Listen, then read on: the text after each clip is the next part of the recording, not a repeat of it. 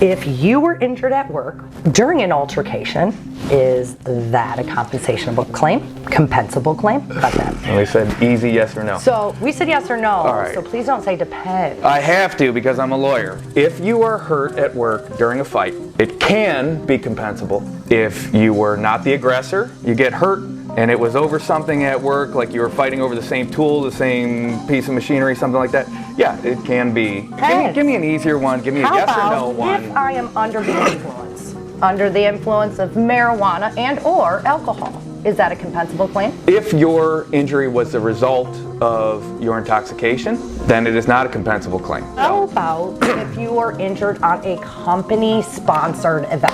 I love this one because we love to party around here. We Yeah, love but to it's get also- together as family. I and- keep asking you for a yes or no, and you know dang well that was not a yes or no.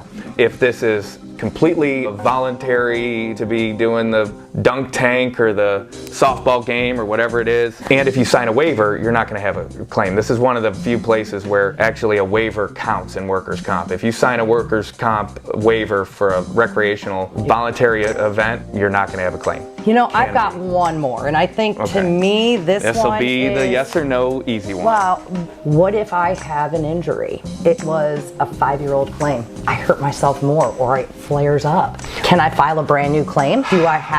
Am I capable of getting my medical paid for? So you're saying This should be a If- yes or no. That one's more complicated, sir. you asked a terrible question.